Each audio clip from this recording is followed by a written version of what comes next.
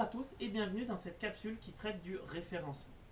Dans cette capsule, on va commencer par une introduction, ensuite on va s'intéresser au fonctionnement des moteurs de recherche, puis au référencement naturel, au référencement payant et on finira avec un cinquième point sur le référencement sur les réseaux sociaux. Donc d'abord, pourquoi c'est intéressant d'être bien référencé sur Internet? Eh bien, ça permet de maîtriser son image, de préserver sa marque. En effet, si vous avez un bon référencement, que votre contenu est placé dans les premiers résultats sur les moteurs de recherche, eh bien, c'est vous qui maîtrisez le contenu visible par les internautes et vous pouvez ainsi éviter des Google bombes. Ensuite, un bon référencement, eh bien, ça va générer des revenus. En effet, si vous avez un bon référencement, eh bien, vous allez avoir du trafic sur votre site internet. Parmi ce trafic, vous allez avoir un plus grand nombre de prospects si vous êtes bien référencé. Et parmi ces prospects, vous allez avoir plus de consommateurs. Et donc plus de consommateurs, plus de revenus. Vous l'avez également présenté sous cette forme, donc par le site Boostability. Les moteurs de recherche, il y a deux alliances. Il y a ceux qui utilisent la technologie Microsoft, donc moteur de recherche de MSN, de Facebook, de Bing, de Yahoo. Donc tout cela, ils utilisent un algorithme qui a été développé par Microsoft. En face, tout seul, la technologie Google. Il est tout seul, mais il est très puissant. À l'échelle du monde, 92,74% des recherches selon Boostability sont réalisées sur Google. Donc c'est un quasi-monopole. On retrouve une statistique similaire au Canada avec Statista qui nous montre que 91,83% des recherches en 2021 étaient déjà réalisées sur Google. Donc Google, c'est une entreprise dont les algorithmes arrivent à identifier 30 000 milliards d'URL uniques sur le web. Chaque jour, il y a 20 milliards de sites web, de nouveaux sites web qui sont indexés par le moteur de recherche. Et il y a 100 milliards de recherches qui sont réalisées chaque mois. Donc comment fonctionne un moteur de recherche? Eh bien, c'est relativement simple d'un point de vue théorique. D'abord, le moteur de recherche, il doit indexer le plus grand nombre possible de sites web, de pages web. Ensuite, il y a l'internaute qui réalise une requête dans cette base de données. Là, l'algorithme, il identifie l'ensemble des sites internet qui répondent à cette requête et il va présenter les sites internet qui répondent à cette requête sous forme d'un classement.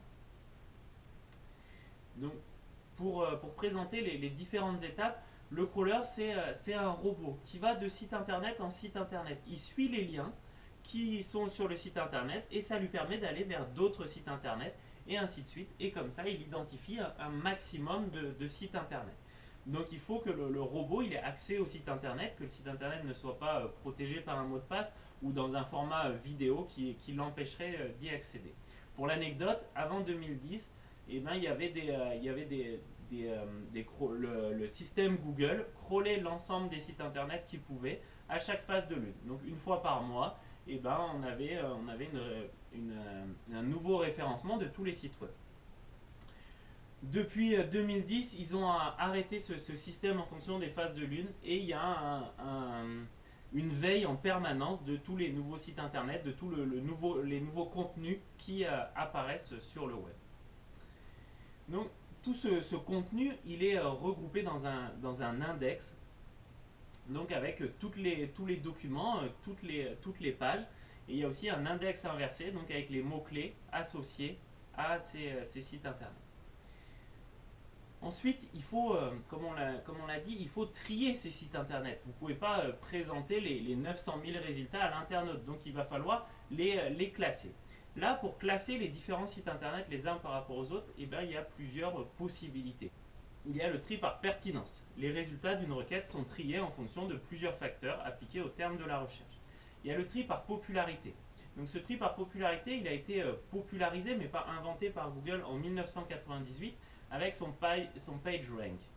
Donc c'était pour contrer entre autres les abus possibles de méthodes de tri par pertinence. Le tri par popularité s'appuie sur une méthode basée sur la citation. Donc on va regarder à quel point il y a des liens qui pointent vers votre site internet. Et plus il y a de liens qui vont pointer vers votre site internet, plus on va considérer ce site comme populaire et plus il sera mis en avant dans le moteur de recherche Google. Donc à la base, quand Google s'est lancé en 1998, C'était l'unique critère pour classer les sites internet les uns par rapport aux autres. Vous avez aussi le tri par mesure d'audience, où là on va regarder comment se comporte le consommateur, l'internaute quand il est sur votre site. On va regarder l'indice de clic, est-ce qu'il clique sur beaucoup de contenu, est-ce qu'il visionne beaucoup de pages, est-ce qu'il interagit avec votre site internet, donc de regarder comment l'audience agit, est-ce que le site internet répond vraiment aux besoins du consommateur, est-ce que le consommateur il trouve chaussure à son pied quand il va sur le site internet. Moins connu, le tri par cluster, ou donc là par catégorie. Donc ça, vous le retrouvez par exemple sur des sites comme Kijiji ou le Bon Coin en France, où on va classer les annonces qui sont en lien avec l'immobilier, les annonces qui sont en lien avec les vêtements. Donc on va faire comme ça des catégories et on va classer. Donc ça existait aussi pour les sites internet, où on mettait tous les sites internet qui traitaient de voitures regroupés dans un cluster. Donc avant, c'était uniquement les liens entrants qui comptaient pour la page Google. Mais aujourd'hui, l'algorithme de Google, il prend en compte un grand nombre de critères. Donc il mixe ces différentes approches, ces différentes méthodes de tri. Donc cet algorithme et ces critères, c'est un secret qui est l'équivalent du principal ingrédient du Coca-Cola, le 7X, qui est connu que de quelques personnes. Et ce qu'on sait par contre aussi, c'est que quand il y a un pic d'audience, eh ben l'algorithme Google il change pour s'adapter à ce pic d'audience et il va donc mettre d'autres critères en avant, notamment la nouveauté du contenu, la fraîcheur du contenu. Donc il va y avoir d'autres critères qui vont prendre le dessus. Même si ces critères ne sont pas connus, pas divulgués au public, on a quand même des internautes, des webmasters qui sont allés faire des études pour essayer d'identifier les critères qui permettaient à un site de passer devant un autre sur dans l'algorithme Google. Donc cette première étude, elle montre que 25% c'est lié à une publication régulière de bon contenu. Les mots-clés dans le titre comptent pour 21%. Les liens qui pointent vers votre site, donc ces fameux liens entrants, comptent pour 16%. Les liens internes de vos articles mineurs vers les articles majeurs comptent pour 8% de votre référencement. Une deuxième étude, pour comparer, montre que l'engagement des lecteurs, donc là on trie par l'audience, ça compte pour 23% de votre référencement. Les liens externes, donc qui pointent vers votre site internet, pour 21%. Et le contenu, la qualité de vos contenus sur le site internet compterait pour 21% selon cette deuxième étude. Donc, une fois que le moteur de recherche il a trié les différents sites les uns par rapport aux autres, et ben, il va vous afficher ce contenu sur ce qu'on appelle la SERP. Donc, désolé pour l'anglicisme, la Search Engine Result Pages. Donc, c'est cette fameuse page de résultats donc, que vous connaissez tous, où vous avez les sites qui sont classés les uns par rapport aux autres.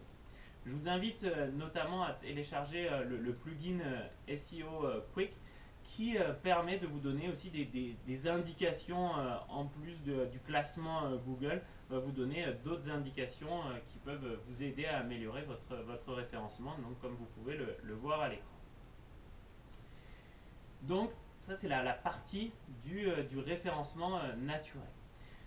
Petit point aussi, les webmasters à nouveau ont constaté qu'une campagne de référencement payante pouvait avoir une incidence sur le référencement payant et augmenter la réussite d'une stratégie de référencement naturel. Donc, le référencement naturel. La première étape, c'est d'être indexé, d'être référencé. Donc, il faut vérifier que votre site apparaît bien dans les résultats Google. Quand vous tapez le nom de domaine, l'URL de votre site internet, vérifiez qu'il soit bien indexé, référencé par Google. Donc, l'équivalent d'un supermarché, d'être dans le rayon. La deuxième étape, c'est d'être bien référencé. Donc toujours on garde la métaphore du supermarché, mais si vous êtes en bas dans un coin d'un rayon sans luminosité, c'est pas pareil que si vous êtes ce qu'on appelle en tête de gondole, donc en bout du rayon, où vous allez avoir beaucoup plus de visibilité. Et la troisième étape, c'est de vérifier les ventes, de vérifier le trafic, de vérifier le comportement des internautes. Est-ce que votre site internet répond bien à leurs besoins? Parce que si ce n'est pas le cas, vous risquez de perdre des positions en termes de référencement. D'un point de vue objectif, quand on se lance dans le référencement naturel, c'est d'apparaître dans les 3 premiers résultats. Vous voyez cette étude Google, les internautes ne regardent que les 3 premiers résultats. Vous avez ensuite la ligne de flottaison, donc ça c'est ce que vous voyez sur votre écran d'ordinateur avant de scroller, avant de descendre sur la page. Donc c'est là où ça compte vraiment. Donc quand l'internaute il arrive sur Google, il voit les 5 premiers résultats, sa vue se concentre sur les 3 premiers, et il y en a même très peu qui vont en dessous de cette ligne de flottaison. 90% du trafic est attribué aux résultats de la première page. Donc si vous n'êtes pas en première page, c'est terminé pour vous. Il y a un proverbe Google qui dit si vous voulez cacher un cadavre, planquez-le en page 2 dans Google, personne ne le trouvera. 2 écoles pour le référencement naturel. La première, c'est les chapeaux blancs. C'est ceux qui vont lire les conseils édités par Google et qui vont respecter la politique Google et qui vont essayer de jouer dans les règles et d'améliorer leur référencement en fonction des règles qui sont éditées par Google. Donc ce sont les chapeaux blancs.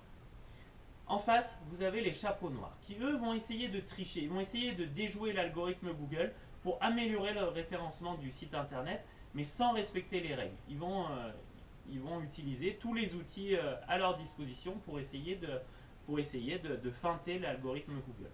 Et entre les deux, vous avez les chapeaux gris, donc qui représentent la majorité des webmasters qui travaillent sur le référencement, qui globalement vont respecter les règles, mais de temps en temps vont quand même optimiser un peu leur stratégie. Donc, pour commencer, la stratégie Google, d'abord c'est l'objectif. On cherche à être dans les 3 premiers résultats Google. Mais on cherche à être dans les 3 premiers résultats Google sur certains mots-clés, sur les mots-clés qui représentent le mieux notre site internet. Donc il faut d'abord définir, une fois qu'on a l'objectif des 3 premiers, il faut définir quels sont les mots-clés qui sont stratégiques pour notre entreprise, notre organisation. Donc pour ça, pour déjà voir où vous en êtes, vous pouvez utiliser le logiciel gratuit SEMrush qui va déjà vous donner un aperçu de où vous en êtes avant d'essayer d'optimiser votre stratégie. Donc il faut, on a dit, choisir les bons mots-clés. Comment on choisit les mots-clés qui sont pertinents pour un site internet? Il y a l'intuition d'abord. Vous essayez de vous mettre à la place du consommateur, comment le consommateur il pourrait trouver votre site internet, quels sont les mots qu'il est susceptible de taper pour trouver votre site internet. Ensuite, vous avez des bases de données de mots-clés si vous êtes en pleine inspiration. Vous avez Google Suggest qui est un outil très intéressant donc, qui permet de regarder quelles sont les questions les plus fréquentes sur Google. Donc ça vous permet d'identifier ce que les consommateurs tapent et ce que les consommateurs recherchent. Ça vous permet d'identifier leurs besoins. Et vous avez aussi une autre façon de faire, c'est d'aller regarder les sites des concurrents, de regarder les mots qui sont utilisés dans le site de vos concurrents. Et ça peut aussi vous inspirer et vous donner des mots-clés qui pourraient être pertinents. Petit astérix, identifiez les fautes d'orthographe qui sont stratégiques. Des fautes d'orthographe sur lesquelles vous souhaitez être référencé. Par exemple, les internautes peuvent taper votre marque avec une faute d'orthographe que vous avez identifiée qui revient souvent. Donc ce serait important d'être également référencé sur cette faute d'orthographe pour que vos consommateurs puissent vous trouver. Une idée pour les ajouter à votre site internet, parce que vous ne pouvez pas mettre des fautes d'orthographe au milieu du site internet, ça pourrait gêner les autres internautes, c'est de faire une page avec les 100 mots-clés les plus utilisés pour trouver notre site internet, ou faire une section comment les internautes m'ont trouvé, et donc là vous pouvez ajouter des phrases avec des fautes d'orthographe. Donc ça c'est une petite aparté et astuce. Ces mots-clés, il faut savoir que les mots-clés courts et génériques ne représentent que 20% du trafic. C'est la règle des 80-20. Il y a 20% du trafic sur votre site internet qui va être sur des mots-clés. Si vous êtes une Nike, eh bien, ça va être sur des mots-clés comme chaussures de sport. Et 80% du trafic vont être sur chaussures de sport Nike en solde pour femmes. Donc c'est ce qu'on appelle la courte traîne et la longue traîne. C'est que les mots-clés stratégiques vont représenter un fort trafic par mot-clé, mais au final, c'est que 80% de l'ensemble du trafic que vous allez générer sur votre site internet. Comment comment on va choisir, sélectionner ces mots-clés pour notre stratégie de référencement naturel. Il faut savoir qu'il y a deux critères pour choisir quels sont les meilleurs mots-clés. Pour les sélectionner, ces mots-clés qui sont les plus pertinents, on va les sélectionner en fonction de deux critères. Le premier, c'est la demande. Est-ce qu'il y a beaucoup d'internautes qui tapent ce mot-clé? Quels sont les mots-clés qui sont parmi votre liste? Quels sont les mots-clés qui sont les plus recherchés par les internautes? Donc pour ça, vous pouvez utiliser Google Trends qui vous permet de comparer la demande pour chaque mot-clé. Vous avez aussi Google AdWords qui va vous donner le trafic par mot-clé. Et le deuxième aspect en parallèle, c'est la concurrence. Est-ce que ce mot-clé qui génère beaucoup de trafic, est-ce qu'il y a déjà beaucoup de sites internet qui sont positionnés dessus? Est-ce que ça va être difficile d'apparaître dans les premières places tellement il y a de coureurs, tellement de sites internet qui déjà redoublent d'efforts pour apparaître sur ce ou ces mots-clés. Donc d'un côté la demande, est-ce que le mot-clé que je sélectionne il est populaire? Et d'un autre côté, est-ce qu'il y a déjà un grand nombre de sites internet? Est-ce qu'il y a déjà beaucoup de concurrents qui se sont positionnés sur ce mot-clé? La tentation pour une entreprise est en effet de chercher à se positionner sur des mots-clés génériques qui font le plus de recherche dans Google. Or, la concurrence est forte sur ces mots-clés, donc il est plus difficile d'apparaître dans les premières positions.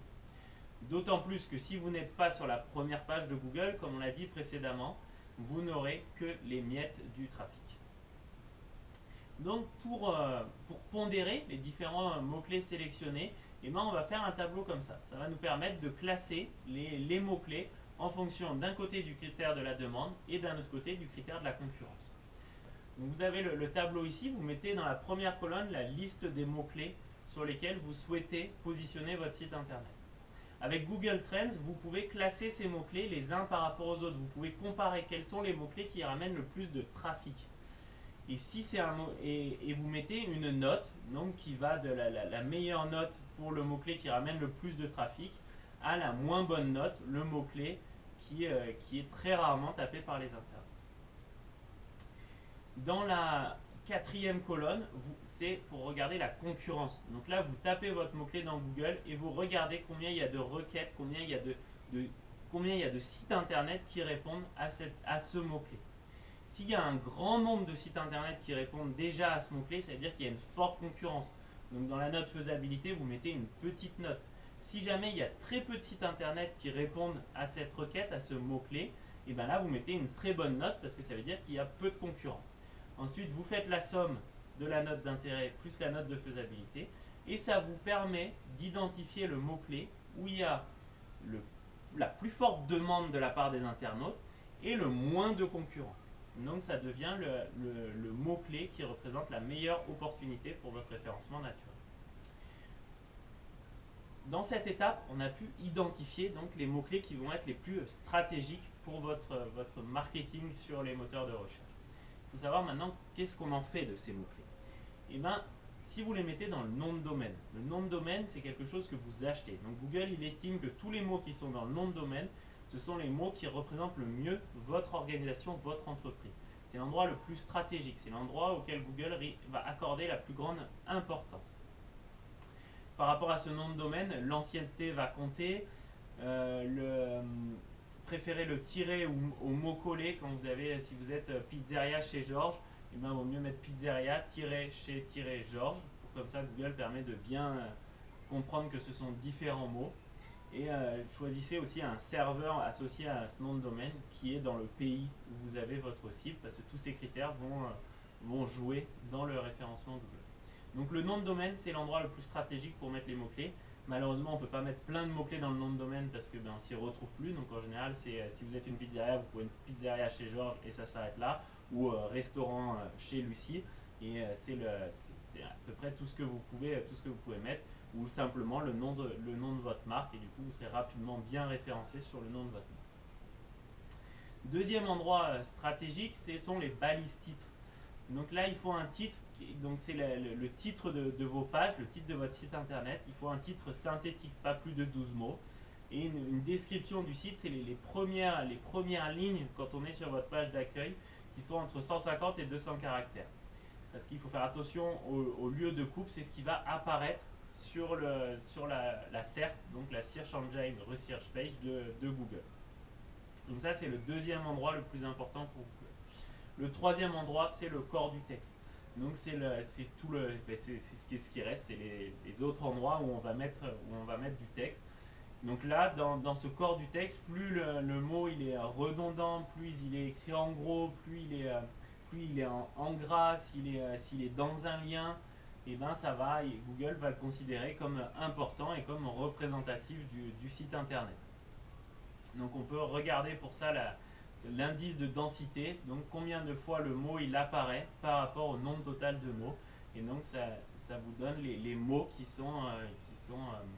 vont être considérés par Google comme des mots représentant bien votre site internet.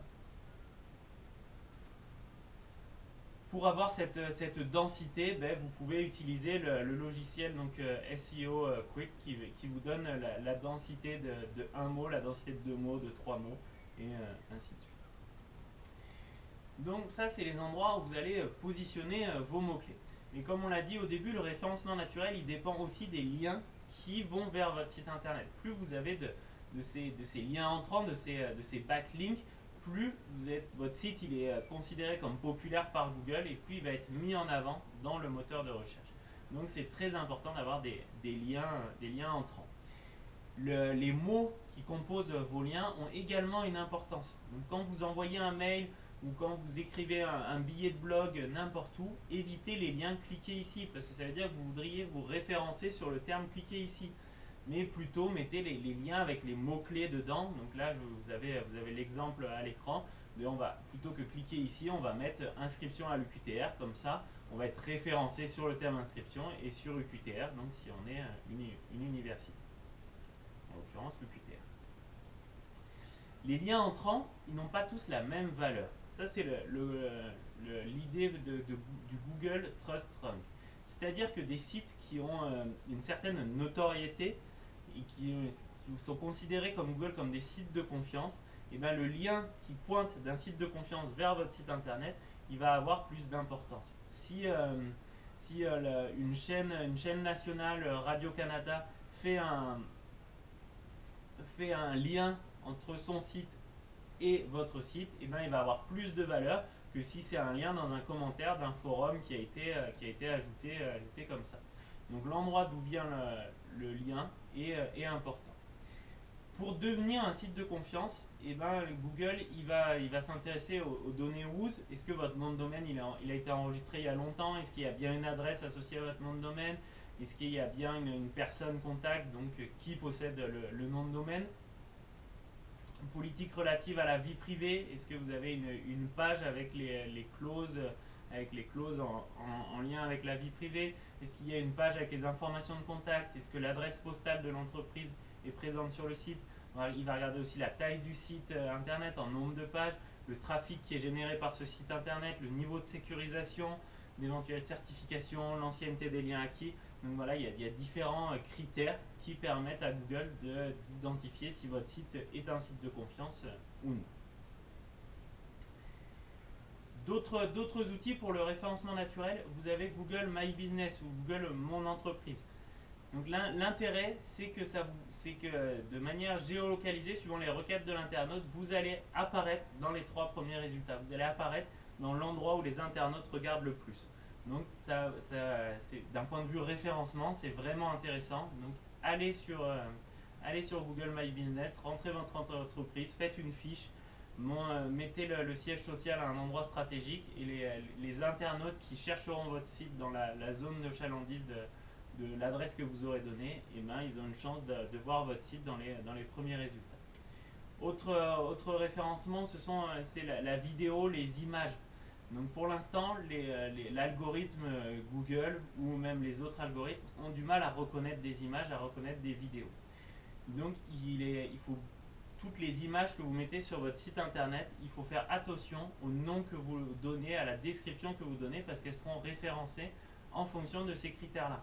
Et si jamais votre site il sort dans Google Images, ou Google Vidéo, qui est YouTube, ça vous permet de générer quand même aussi un petit peu de trafic, donc, et ça coûte rien des vidéos qu'on utilise ou des images qu'on utilise, de leur mettre un titre en lien avec l'entreprise. Autre façon d'apparaître dans les premiers résultats de la SERP, c'est Google Actualité.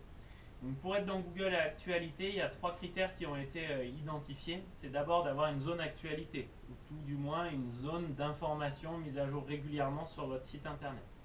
Le deuxième critère, c'est que chaque page d'actualité doit avoir une URL spécifique. Il faut que pour chaque news que vous mettez dans chaque billet de blog, eh bien, il faut qu'il y ait une URL qui soit associée à la nouvelle. Et le dernier critère, plus surprenant, c'est qu'il faut que dans cette URL, il y ait au moins 3 chiffres pour pouvoir espérer sortir dans la zone actualité. Les 10 critères majeurs de positionnement dans Google Actualité. Le premier, l'autorité d'un site sur un sujet précis. Est-ce que vous avez déjà mis plusieurs nouvelles sur cette thématique, sur ce sujet? Donc, et là, Google il va vous considérer comme un site clé sur cette thématique. La présence des mots-clés demandés dans le titre de la page, l'autorité du nom de domaine en termes de référencement naturel, les partages sur les réseaux sociaux, le fait d'être parmi les premiers à publier un article sur le sujet. Si vous êtes parmi les premiers, vous avez peu de concurrence, donc Google risque de faire ressortir votre actualité dans son moteur de recherche. Le nombre de citations par d'autres sites, donc on retrouve les liens entrants, le fait que l'article soit unique et original, le taux de clic dans les résultats de Google Actualité, la qualité du contenu et l'utilisation d'un sitemap spécifique pour Google Actualité. Autre forme de référencement, le référencement des applications, donc l'app indexing. Celui-ci, il est fait en fonction de 4 critères: les avis, la popularité, la récence, est-ce que votre application elle est récente, et est-ce qu'elle est pertinente par rapport à la recherche des internautes. La difficulté pour les applications, c'est que seuls 0,05% des utilisateurs vont laisser un avis sur la qualité de votre application. Donc là, voilà, ce sont d'autres outils qui peuvent vous permettre d'arriver dans les premiers résultats Google. Pour ce référencement naturel, il faut savoir aussi qu'on peut descendre. Vous pouvez gagner des places, mais vous pouvez aussi en perdre. Ce qui fait perdre des places, c'est les requêtes des internautes. Si les internautes arrêtent de chercher votre site internet. Si les internautes, quand ils arrivent sur votre site internet, ils regardent peu de pages, ou voire ils quittent directement le site en quelques secondes, c'est-à-dire que votre site internet ne répond pas bien à la requête qu'ils ont réalisée. S'il y a une baisse du trafic significatif, s'il y a une baisse du nombre de liens, ou que ces liens deviennent obsolètes qui pointent vers votre site internet, tous ces aspects peuvent vous faire perdre des places en termes de référencement naturel. Pour synthétiser les stratégies sur le référencement naturel, il faut un bon contenu éditorial. Il faut créer du contenu qui va plaire aux internautes. Il faut ensuite un beau code HTML qui mette bien en avant le contenu que vous avez créé, qui valorise le contenu que vous avez créé. Il faut que votre site soit bien conçu. Ça doit être les portes ouvertes pour les robots Google. Ils doivent facilement pouvoir accéder à votre site internet. Donc évitez les sites en flash ou les sites web là en format un peu vidéo. Il faut qu'ils soient bien conçus pour laisser les robots Google entrer. Et ensuite, la célébrité. Il faut que votre site soit populaire. Il faut qu'il y ait un maximum de liens qui pointent vers votre site internet. Donc cette règle des 4C qui va vous aider à améliorer votre référencement naturel. Les avantages du référencement naturel, c'est un vecteur de trafic significatif. Ça permet un ciblage performant, parce qu'on va le faire sur des mots-clés précis en fonction des requêtes des internautes. Il y a un coût d'acquisition par visiteur qui est potentiellement faible. On n'a pas directement payé pour avoir ce trafic. Caractère dynamique, les robots ils actualisent régulièrement les pages, donc ça permet toujours de rester à jour et d'amener du nouveau contenu et toujours d'aller chercher plus de consommateurs. Les inconvénients, c'est que c'est difficile de prédire. On ne sait pas à quel point notre stratégie elle va marcher, vu qu'elle dépend de la concurrence, de la demande, qui a plusieurs aspects. Il y a une lenteur des résultats. Plus vous allez avoir de trafic, plus vous allez avoir un bon référencement, mais donc il faut générer ce trafic, donc c'est pas instantané. Le côté dynamique aussi fait qu'il faut toujours suivre et toujours améliorer sa stratégie, le choix des mots-clés. C'est donc un investissement permanent, notamment en termes de temps.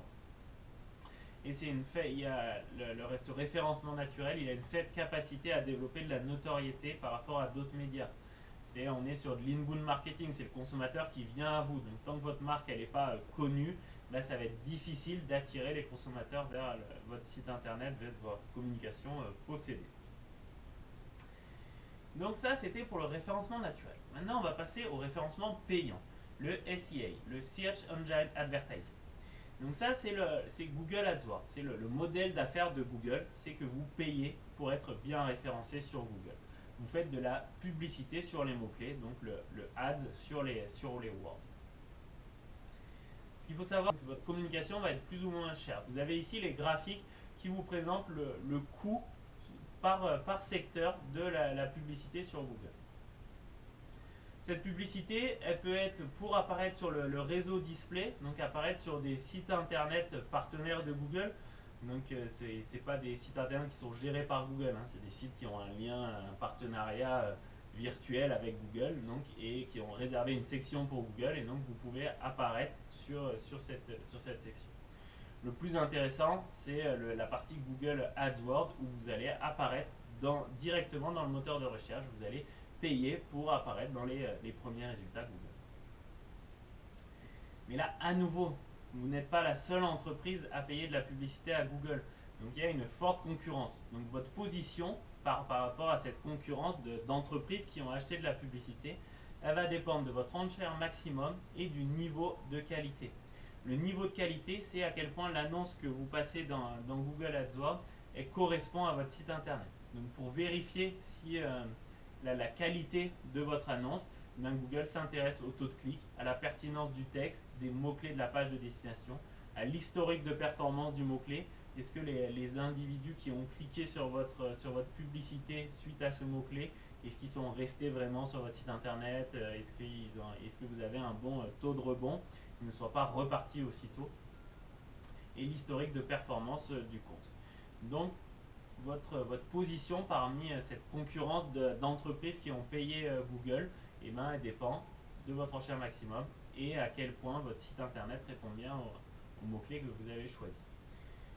Pour une campagne de référencement payant, on retrouve la roue de l'amélioration continue de Deming. Donc planifier, agir, réviser, optimiser, donc c'est quelque chose en continu. Il faut à chaque fois ajouter de nouveaux mots-clés, en enlever certains, optimiser l'annonce pour donc toujours avoir une bonne, être perçue comme une annonce de qualité par Google.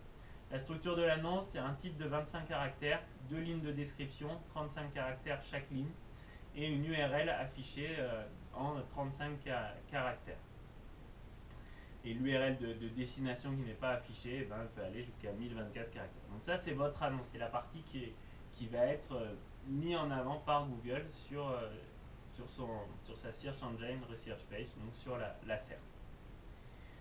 Avec cette annonce, vous pouvez choisir une cible. Vous pouvez choisir une cible démographique en fonction d'une tranche d'âge, du genre, des intérêts, une tranche d'âge géographique. Donc, est-ce que vous visez le Québec, le Canada, le monde, l'Europe, l'Afrique, par type d'appareil aussi, par temporalité, quand est-ce que vous voulez que votre annonce elle passe. Donc, vous avez différents moyens de cibler votre campagne Google AdWords. Si vous avez trouvé ça trop complexe, vous pouvez aussi passer par une agence de communication. Là, attention aux fausses promesses de trafic et de position. Comme on l'a dit précédemment, il n'y a aucune agence de communication qui connaît véritablement l'algorithme Google, vu que c'est un secret très bien gardé. Donc les agences de communication qui commencent en vous disant qu'ils connaissent l'algorithme, déjà il faut s'en méfier. Il faut aussi savoir que depuis 2008, Google ne remet plus de certification. Donc aujourd'hui, ils mettent juste un Google Advertising fondamental. Donc c'est un questionnaire de 120 questions en ligne. Et si vous réussissez ces 120 questions, vous êtes vous avez réussi le test Google. Donc vous pouvez être considéré comme un expert du référencement. Donc bien choisir son agence de communication qui n'arrivera pas à vous promettre d'apparaître dans les premiers résultats pour un terme générique. Toutes les promesses qu'ils peuvent faire, ça va être sur une suite de termes où il y aura peu de concurrence, où là effectivement ils peuvent réussir à vous promettre d'apparaître dans les premiers résultats. Là, vous avez donc une capture d'écran de quand vous êtes dans Google AdWords. Donc, vous avez les différents mots-clés que vous avez pu choisir donc par ordre de pertinence. Google vous en propose aussi en fonction de votre site internet. Vous avez la concurrence, est-ce qu'il y a une forte concurrence sur ces mots-clés, le taux d'impression, les enchères. Et donc, c'est sur ce tableau de bord que vous allez ajouter des mots-clés, en enlever quand ils ne fonctionnent pas, que vous allez donc en permanence optimiser votre stratégie de référencement payant. Différentes formes de facturation pour le référencement payant. Vous avez le coût par clic, le coût par action. Donc, savoir si combien d'internautes qui vous ont trouvé pour ce mot-clé sont allés jusqu'à une transaction sur votre site internet. Le coût par 1000 impressions. Et vous avez aussi moins connu le CTR, donc le CTR, le click-through rate, donc qui se calcule en divisant le nombre de clics sur les annonces par le nombre de pages vues. Ainsi, une page qui est affichée 100 fois et dont les annonces ont été cliquées 5 fois aura un CTR de 5%. Donc les différentes manières de facturer qui peuvent être utilisées par les agences de communication. Les avantages d'utiliser Google AdWords de ce type de référencement. L'annonceur ne paie pas à l'affichage de la publicité, on ne paie qu'au nombre de clics. La publicité est extrêmement ciblée. Vous avez déjà en fonction de la requête, mais vous avez aussi fait un ciblage. Donc vous avez derrière une bonne mesurabilité. Vous savez, vous pouvez dire, bah voilà, on va cibler tant d'internautes, ça va nous coûter tant par individu qui clique sur les mots-clés. Donc ça vous permet de planifier, de calculer le retour sur investissement en amont.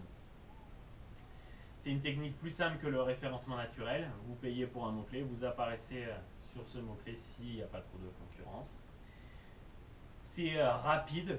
Vous lancez votre campagne, vous avez tout de suite votre trafic qui augmente. Donc ça permet de développer une marque, de créer un capital marque à partir d'une startup, d'une marque qui serait peu connue. Et ben c'est là on est sur du push marketing. Vous payez pour être visible. Donc ça vous permet voilà, de créer une nouvelle notoriété. Les inconvénients, ben, c'est à nouveau concurrentiel. Vous êtes parmi d'autres entreprises. Ça vous coûte de l'argent. Ça nécessite des connaissances spécialisées. Ça prend aussi du temps. Et c'est pas toujours pertinent si vous êtes dans le mode display de Google et que vous apparaissez sur des sites qui ne sont pas en lien direct avec votre entreprise. Ben voilà, ça ne fonctionne pas toujours comme on aimerait.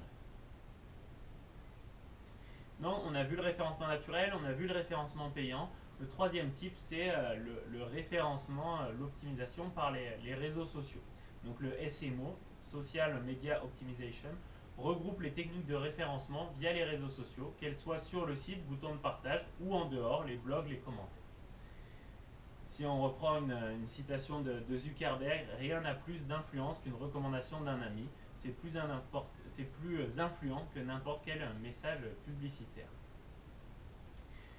L'idée d'utiliser les réseaux sociaux, c'est de mettre en avant votre site web sur les réseaux sociaux et de diriger du trafic à partir des réseaux sociaux sur votre site web et vice versa, donc les utiliser comme des vases communicants. Il y a un article qui est sorti dans Harvard Business Review qui a été écrit par Guy Kawasaki et Peg Fitzpatrick qui parlait, donc qui portait sur ce référencement des réseaux sociaux. Je vous ai extrait cette citation qui je trouvais pertinente. Ils disent « Soyez provocants. Pour nous, la plupart des stratégies de référencement sur les moteurs de recherche, de référencement naturel, sont des conneries. Il y a 3000 doctorants en informatique chez Google qui tentent de rendre chaque recherche pertinente. Et ensuite, vous essayez de les tromper. Qui va gagner? Tromper Google est futile. Au lieu de cela, vous devriez laisser Google faire ce qu'il fait de mieux, trouver du contenu génial. De votre côté, arrêtez toute la sorcellerie liée au référencement naturel et concentrez-vous sur la création, la conservation et le partage d'un excellent contenu. C'est ce qu'on appelle le référencement sur les réseaux sociaux, optimisation pour les médias sociaux. Donc là, on a un parti pris donc de chapeau blanc, de bien respecter les règles Google pour éviter de se faire taper sur les doigts, parce que les chapeaux noirs là, qui essayent de déjouer l'algorithme, quand ils se font prendre la main dans le sac, eh ben, ils vont perdre des positions. On a un moment, par exemple, il y avait une des stratégies qui était de mettre du texte en ton sur ton, plein de mots-clés en ton sur ton. Donc l'internaute ne les voyait pas et les robots Google indexaient les sites internet en fonction de ces mots-clés. Le jour où ils en sont rendus compte, ils ont optimisé l'algorithme pour qu'ils puissent se rendre compte des tons sur tons. Et tous les sites qui utilisaient cette stratégie se sont fait déclasser du moteur de recherche, donc ont perdu des positions. Donc c'est le risque quand on essaye de tromper Google, c'est qu'on peut perdre des places et perdre du référencement naturel. Donc selon ces deux chercheurs, ce qui compte, c'est de se concentrer sur le contenu, de faire du bon contenu, de créer du contenu et que le référencement naturel suivra.